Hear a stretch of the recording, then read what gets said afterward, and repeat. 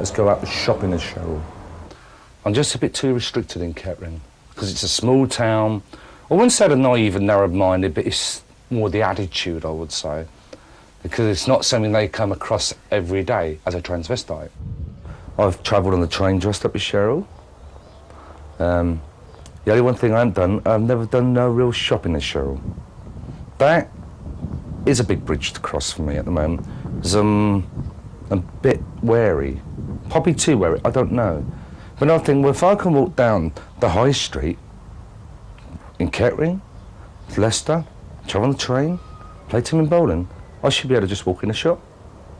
But it just seems to be some barrier at the moment.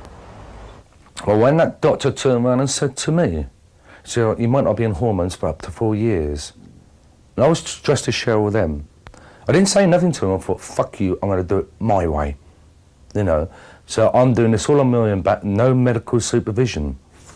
Well, normally I take these first thing in the morning, I do. I take 3 in the morning, that's my dosage, which used to be 5 milligrams, but now I'm taking 7.5, I am. And these are the Premarin 2.5 tablets I take every day. Hope to grow those.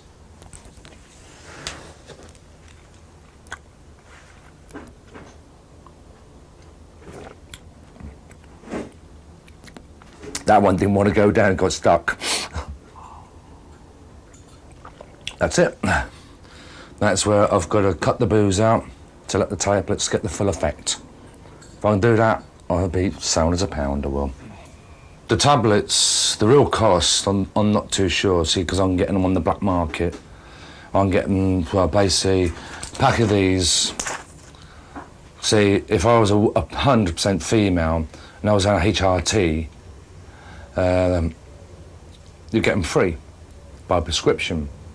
But these, let's say I get them off someone, and I'll say one of the girls, £10 a packet, which is basically a month's supply. But now I've increased the dosage, it's only like 3 weeks supply now. Well, Cheryl's only got one dream, is to be a 100% woman in every aspect. So I don't think Stefan's got any dreams. Because that's what he's lacking at the moment. He's got no ambition, no desire, incentive. Whether I would ever get round to have the full hop, I think it would be unlikely. My opinion on doctors, psychologists, or whatever, I'm very sceptical of them. I feel, more as Cheryl, I just don't feel I'm getting the feedback. NHS won't entertain me, because until I'm stable, and I just think I've got to make the most of being second best.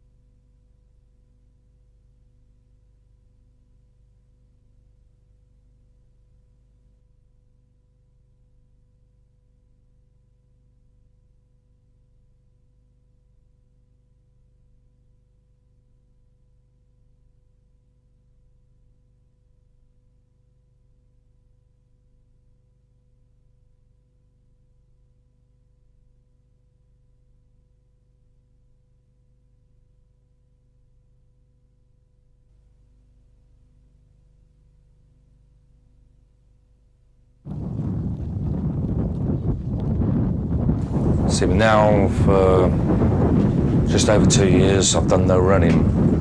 I've put weight on, which has not done Cheryl any good. Even though I really want to do it for Cheryl, well, if I've got a fully grown pair of breasts, how do I conquer that one? I have noticed that I can run down the road now that I do feel my breasts bouncing slightly. If I run too hard, sometimes it hurts me. That's one thing I did learn about running. It taught me self-discipline and motivation, and plus, I managed to get rid of my aggression. Even though I'd done London Marathon 7 times, but when I'd push little Kelly round, I gave her the middle. It meant nothing to me.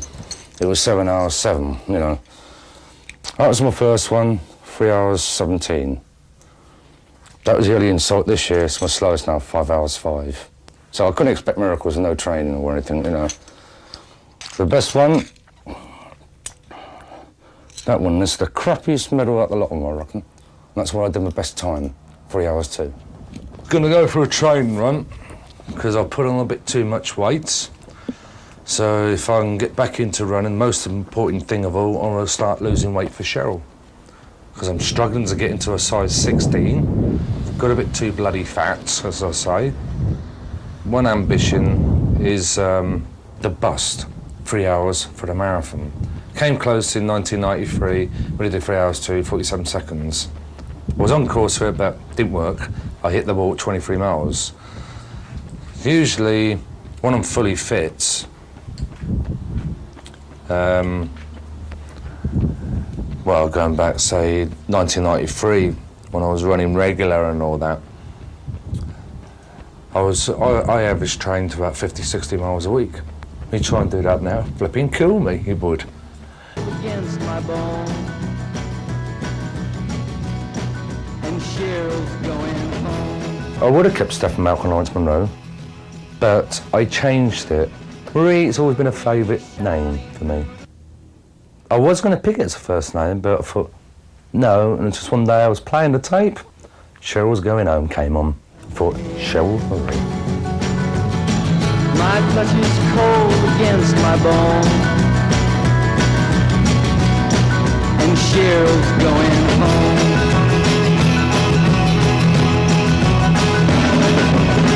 Come hear me shouting through the rain. Is there a way to... Well, basically, it was back in August 1986. I changed my name from Malcolm G to Stephen Malcolm Lawrence Monroe, and that's when I made my mind up, disown the family. Basically, it never bothered with me. I've always hated the old man, and I think my mother was just as bad as well, because I remember once I didn't see her for about 3 years, and I walked in the back door, all right, Mum? Oh, it's you. Was that the kind of bloody welcome you get from your own mother? So the last time I ever saw any member of family was my sister Dawn in March 1989. I said, right, Dawn, here's my name and address. I had next door neighbour's telephone number. I said, if you want to keep in touch, fine. I said, right, the ball's in your court. It took her 11 months. She rang up. That's when me and Pat was a relationship then. That's when we lived at the top of Highfield Road. Well, Pat come, and I've never forgotten the day because it was on the Friday 16th of February 1990. I had a motorbike accident, 4 broken ribs. Pat says, Dawn's on the phone. I says, Dawn who? As far as I'm concerned, that family's dead. She goes, your sister. I said, Pat, go back to that phone and just say to her what took her so fucking long to ring up. And she said, you sure? I said, Pat, if I drag myself off this sofa with 4 busted ribs, I'll tell her myself. I've never heard a word since. I've proved the point. They've never really bothered me, see, half from the Jehovah's Witnesses, always arguing, bickering amongst them bloody selves, you know. I thought, well, you get on with your life, I'll get on with mine. And that's what I've done. I did go for a phase of about 2 or 3 years. I did ask myself, did I make the right decision? So sometimes I used to go out, that's when I didn't have a drink problem, and sometimes I used to get a bit drunk, I used to break down and cry like a baby, you know. But as I say, as time's gone past, don't even bother me now. That's as far as I'm concerned, they're dead. All right, that is 3 brothers, 4 sisters. I've disowned.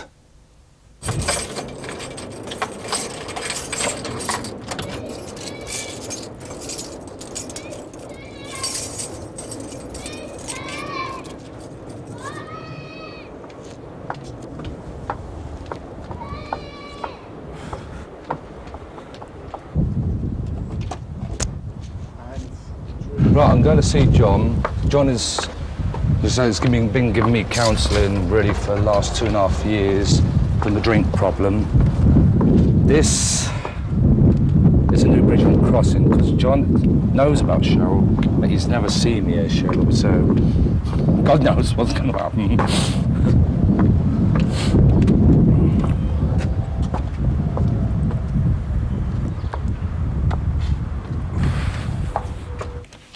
I've got an appointment to see John. I have 4 o'clock. Right.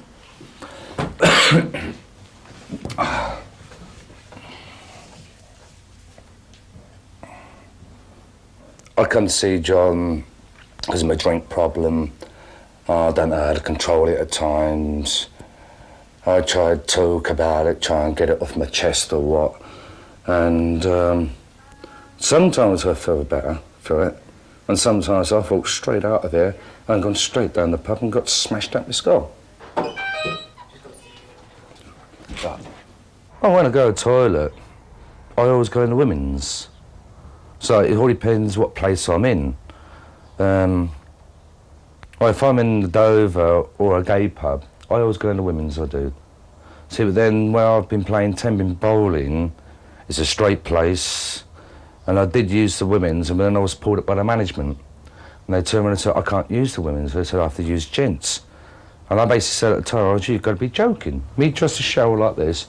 Well, so if some guy tried it on me, I'll probably end up decking him one. I wouldn't like to do it as shoulder, but I would put up a fight to look after myself, you know, protect myself. And then the manager has turned around and said, well, use disabled. I said, problem solved. I think these were $6.99. Well, I haven't worn them much, as you can tell, but see, because I've dropped down to a lower hill now, so as you can see, like these ones. And I find them more comfortable. That's all my bras in there. I've got about 17, 15 in there. No, I only just bought that one recently. And I like the style of it, you know. I think this was $12.99, I think it was. So it's like a bit of a cheap bra for me, this is. So like that one, that cost me nothing.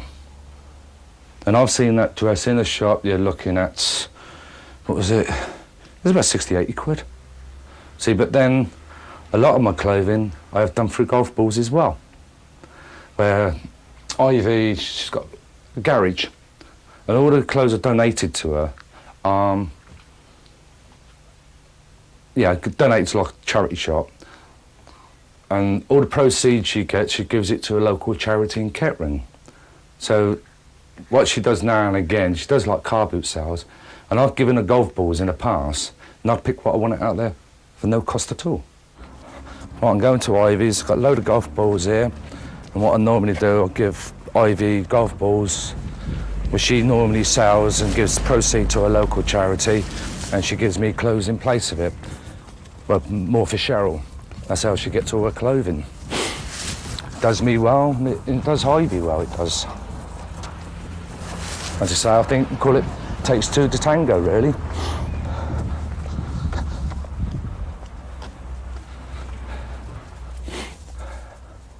Now, Ivy, some more balls for you. Oh, lovely.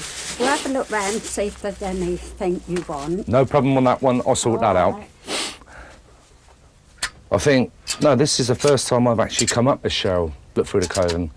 I normally come up as Stefan looking through, because I always know what Cheryl wants and all that, and her styles.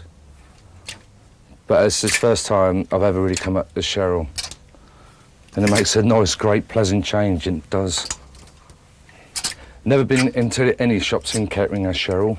See, I would never get like this in a charity shop, because, well, they've got their hang-ups or their own different ideas, and I'm just, at least I can say for once, I'm just not restricted. I know this is an 18, but I'll take it up. Yeah. So I don't like them too long. I like them just about knee or just above. Yeah. Getting a bit more daring. Yeah, you can always lower shorten them. Yeah, that's right. It's dependent, yeah. Yeah.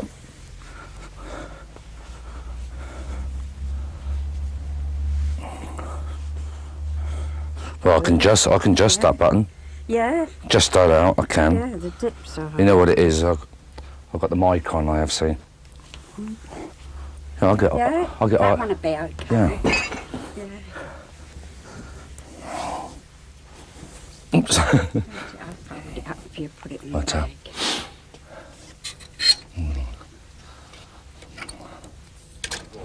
I dream of actually going into shops as Cheryl, try clothing on whatever, and be allowed to have that freedom. No chance, size 10. Wish I was a 10. I'm a bit too fat for that. Ivy, I've had a field day, like I normally do. You know I never go away empty-handed. No. Anyway, if any of them don't fit, I'll bring them back to you anyway. Yeah, Oh, well. lovely. Oh, it's lovely. I've got a man coming tomorrow for some golf balls. So Yep, we got 100. that'll all help. Yeah, I hope this one does fit. That's gorgeous, that is. That's great, Ivy. So I'll see you during next week then. Yeah, okay. You take and care. Thanks for the golf That's ball. all right, you're welcome. That's lovely. See you, Thank Ivy. you. Bye. Bye.